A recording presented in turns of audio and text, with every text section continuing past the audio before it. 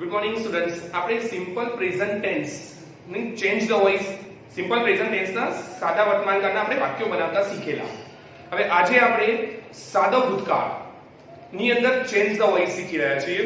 સાદા ભૂતકાળ ની અંદર એક બાબત ખાસ ધ્યાન રાખવાની છે કે ભાઈ સાદા વર્તમાનકાળમાં આપણે એમ, ઇઝ, આર અને પ્લસ પીપી રૂપનો ઉપયોગ કરતા હતા. હવે સાદા ભૂતકાળની અંદર આપણે વોઝ અને વેર પ્લસ પીપી રૂપનો ઉપયોગ કરીશું. એટલે કે એની એક્ટિવ રચના જો લખવી હોય તો આપણે એવું કહી શકીએ કે ભાઈ એક્ટિવ રચનાની અંદર વોઝ ક્રિયાપદનું ભૂતકાળનું રૂપ આપેલું હશે, ભૂતકાળ. એક્ટિવ રચનાની અંદર તમને ક્રિયાપદનું ભૂતકાળનું રૂપ આપેલું હશે અને પેસિવ રચના હશે તો વોઝ કે વેર પ્લસ પીપી રૂપ વપરાશે. બરાબર. અહીંયા ક્રિયાપદનું તમને ભૂતકાળનું રૂપ આપેલું છે અને તમારે ફેરવવાનું છે પેસિવ એટલે કે વોઝ વેર નો ઉપયોગ કરવાનો છે. હવે તમે ચેન્જ ધ વોઇસ ધોરણ 9 માં પણ શીખી ગયા છો, તમને સાદો ભૂતકાળ એ વખતે પણ તમને સમજાવેલું, તો બસ એના એક રિપીટ કામ કરવાનું છે. તો હવે સાદા ભૂતકાળની અંદર વાક્ય જોઈએ અને મેં ખાસ બાબત તમને બીજી કે જ્યારે પણ પરીક્ષાની અંદર ધોરણ 10 ની અંદર ખાસ એમાં તમે જ્યારે પેરેગ્રાફ બનાવતા હોય ત્યારે દરેક વાક્યનું તમારે કાળ ચેક કરવાનું રહેશે. ઉતાવળમાં આવી કે ભાઈ આખો પેરેગ્રાફ વર્તમાનનો આવશે કે આખો પેરેગ્રાફ ભૂતકાળનો આવશે એવું રહેતું નથી. બરાબર છે. એટલે ખાસ બાબત જોજો કે જ્યારે તમે પેરેગ્રાફ બનાવતા હોય ત્યારે એક એક વાક્ય જોવાનું. વર્તમાન કરશે તો આપણે એમ ઇઝ આર પ્લસ પીપી રૂપનો ઉપયોગ કરીશું. જો વાક્ય ભૂતકાળ હશે તો આપણે વોઝ વેર પ્લસ પીપી રૂપનો ઉપયોગ કરીશું. તો વર્તમાનના નિયમો આપણે શીખી ચૂક્યા છીએ. બરાબર. આજે શીખવા જઈ રહ્યા છીએ ભૂતકાળના નિયમો. તો I saw a film yesterday. મેં ગઈકાલે પિક્ચર જોયું હતું. ભૂતકાળ કેવી રીતે ઓળખીએ છીએ? અહીંયા શબ્દ આપ્યો છે શો. યસ્ટરડે ઉપરથી નથી ઓળખવાનું. બરાબર છે. તો નિશાની આપેલી છે આપણને, પણ ખાસ ક્રિયાપદ ઉપરથી. હવે ચેન્જ ધ વોઇસ નો નિયમ છે કે ભાઈ ક્રિયાપદની જોડેલો શબ્દ આપણે ઉપાડીશું, જે આપણો રેગ્યુલર નિયમ છે. ઓકે, તો ચલો ઉપાડીશું. તો અ ફિલ્મ વોઝ એક વચન છે એટલે વોઝ મૂકીશું, બહુવચન હશે તો વેર. જે શબ્દ આપણે ઉપાડી રહ્યા છીએ જેને આપણે કર્મ કહીએ છીએ એ કર્મ ઉપાડીને જ્યારે આપણે આગળ લાવીએ કે તરત જ તમારે એક વચનમાં વોઝ અને બહુવચનમાં વેર મૂકવાનું રહેશે. તો ફિલ્મ વોઝ. હવે શું ભૂતકાળ આપ્યું છે એનું પીપી રૂપ બનાવીશું એટલે કે થર્ડ ફોર્મ ભૂતપૂર્વ રૂપ. તો film was seen by me અને વધારાના શબ્દો જ્યાં હશે ત્યાં પડ્યા રાખીશું આપણે યસ્ટરડે. તમને ખ્યાલ છે કે ભાઈ વધારાના શબ્દો જ્યાં આપ્યા હોય, શરૂઆતમાં આપ્યા હોય પેરેગ્રાફમાં, પેરેગ્રાફ આપણે પૂછવાનું છે, વાક્ય પૂછવાના નથી. તો જો શરૂઆતમાં આપ્યા હશે તો આપણે વધારાનો શબ્દ શરૂઆતમાં મૂકી રાખીશું. વધારાના શબ્દો અહીંયા યસ્ટરડે તો જ્યાં આપ્યો તો ત્યાં એટલે કે છેલ્લે તો છેલ્લે મૂકી રાખીશું અને કદાચ કોઈ વધારાનો શબ્દ વચ્ચે આપ્યો હોય તો આપણે વચ્ચે રાખીશું. બીજું એક ખાસ નિયમ બીજો પણ સમજાવેલો કે ભાઈ કયા શબ્દો અંદર લાવવા.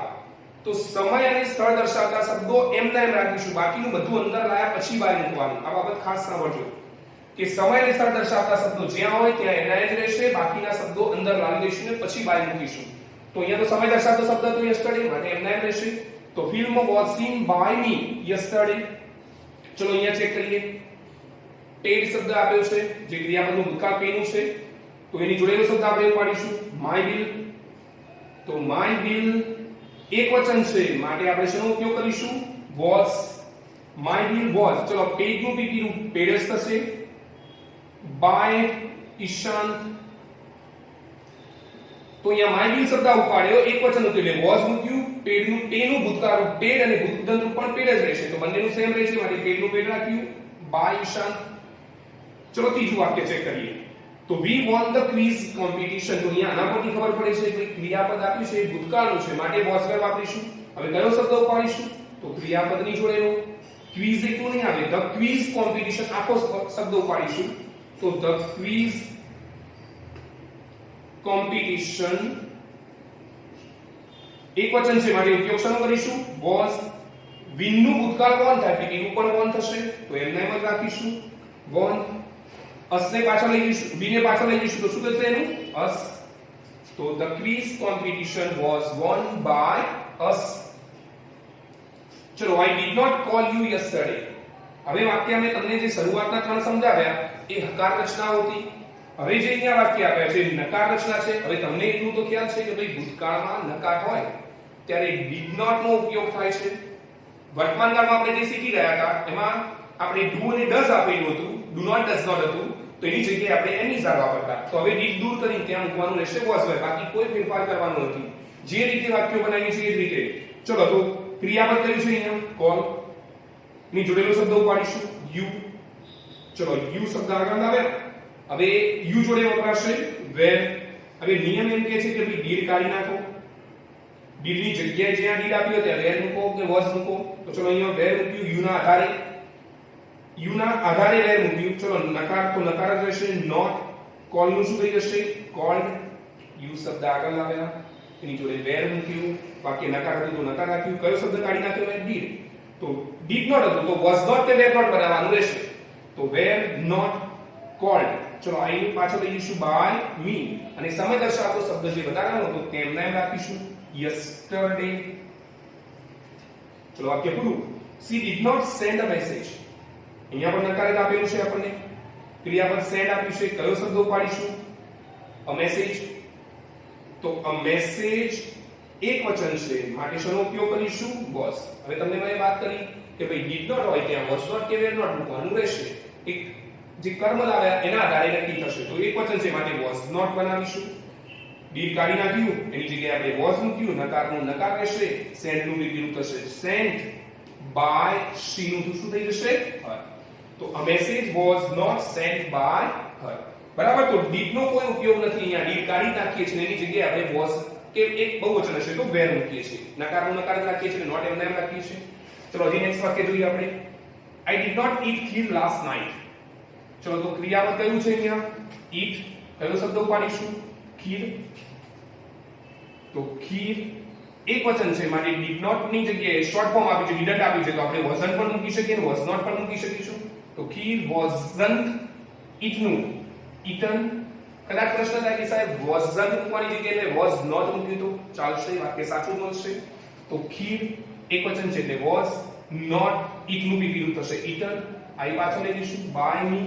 હવે અહીંયા સમય દર્શાવતા શબ્દ આવ્યા છે last night તો એમ નામ જ રહેશે.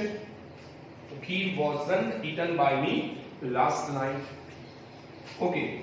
Did you meet my uncle? હવે વાક્ય શરૂ કરીએ છીએ આપણે પ્રશ્નાર્થ. પ્રશ્નાર્થમાં એક સામાન્ય ફેરફાર થાય છે કે જે આપણે was were પછી મૂકીએ છીએ, જે કર્મ આગળ લાયા પછી આપણે was were મૂકીએ છીએ એની જગ્યાએ તમારે જે કર્મ શબ્દ લાવો એની આગળ was were મૂકવાનું રહેશે. એક સિમ્પલ ફેરફાર છે. જોઈ લો અહીંયા did તો કાઢી નાખવાનું છે અને did ની જગ્યાએ શું નિયમ બનાવ્યો મેં કે ભાઈ ત્યાં આગળ was કે were વપરાશે did ના સ્થાને. બરાબર છે. ચલો પહેલું કામ ક્રિયાપદ કયું છે? meet. કયો શબ્દ ઉપાડીશું? my uncle. તો ચલો my uncle જોડે શું વપરાય? was. તો અત્યારે લગી શું કરતા સાદા વાક્યોમાં કે નકાર વાક્યોમાં my uncle આગળ આવ્યા પછી was were મૂકતા. હવે આપણે આગળ મૂકવાનું રહેશે. પ્રશ્નાર્થનું પ્રશ્નાર્થ જ રહેશે. તો ચલો my uncle જોડે વપરાશે was. તો was my uncle. સાદા વાક્યમાં આપણે my uncle was બનાવતા, પ્રશ્નાર્થમાં આપણે was my uncle. meet નું થઈ જશે met by you. પ્રશ્નાર્થનું પ્રશ્નાર્થ. બરાબર છે. તો did ની જગ્યાએ નિયમ છે તો એ જ આપણે બનાવ્યો છે કે ભાઈ did શરૂઆતમાં આપ્યું તો was were શરૂઆતમાં મૂકો, did વચ્ચે આપ્યું તો was were વચ્ચે મૂક્યું. બરાબર છે. તો was my uncle met by you? did she invite them? તો ચલો ક્રિયાપદ કયું આપ્યું છે? invite. કયો શબ્દ ઉપાડીશું? them. them આગળ આવે તો શું થાય એનું? they. ઓકે. તો they જોડે વપરાશે were. તો did કાઢી નાખો એની જગ્યાએ મૂકીશું were. they. invite નું થઈ જશે invited. by she નું શું થઈ જશે? her.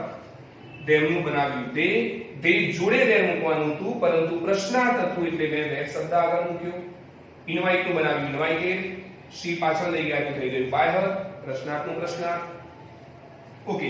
તો આપણી સાદી પ્રશ્નાર્થ રચના હતી જેમાં did કાઢીને આપણે was were મૂક્યું. હવે WH પ્રશ્નાર્થ રચના. તમને ખ્યાલ છે કે WH પ્રશ્નાર્થની અંદર જે WH શબ્દો તમને આપ્યા છે why, where, when, what, which, who કે how many, how much A WH શબ્દો એના જ સ્થાને રાખવાના છે, કોઈ ફેરફાર કરવાનો નથી સિવાય who.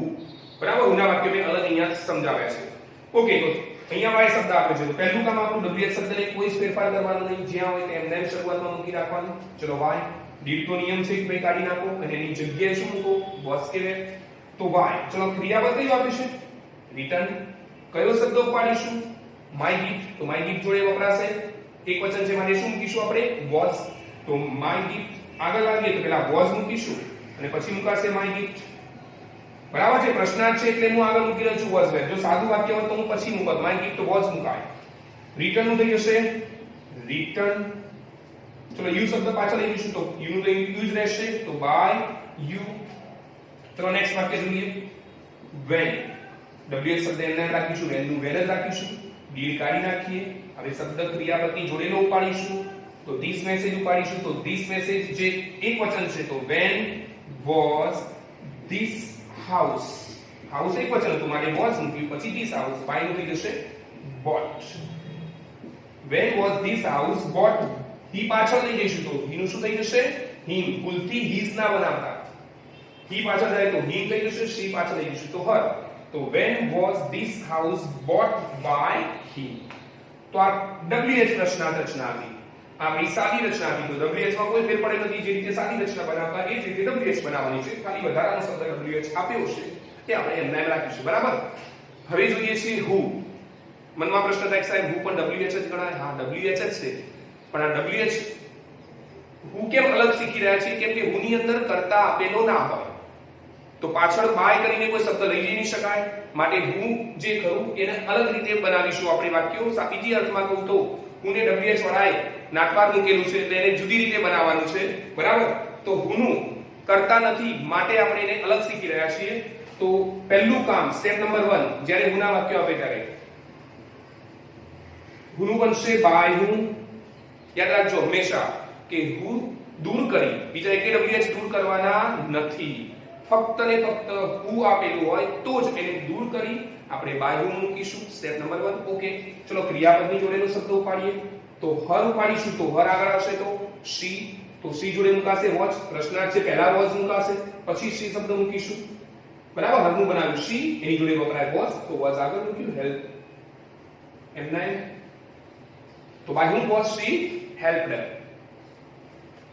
ચલો બીજું વાક્ય જોઈએ. who wrote this poem. તો who નું વાક્ય બનશે by whom. સ્ટેપ નંબર 1 આપણું. બીજું ક્રિયાપદની જોડેનો શબ્દ ઉપાડીએ. તો this poem આગળ લાવીશું, પણ શરત એક, ભૂલથી this poem was ના મૂકી દેતા. was this poem. તો by whom was this poem wrote નું થઈ જશે written. બરાબર છે. Okay, by whom was this poem written. ચલો હવે તો આ who ની રચના ખ્યાલ આવી ગયો છે કે ભાઈ who દૂર કરી ત્યાં by whom બનાવીએ છીએ, પછી was where મૂકીએ છીએ, કર્મ અને પછી ક્રિયાપદનું પીવીનું. ઓકે, હવે ખાસ મોસ્ટ આઈએમપી રચનાઓ આપણી કે બે કર્મની રચના, જેની અંદર વાક્ય આપણે બે રીતે બનાવી શકીએ છીએ. બે કર્મ આપેલો છે, એક him અને બીજું છે my books. ચલો તો I gave him my books.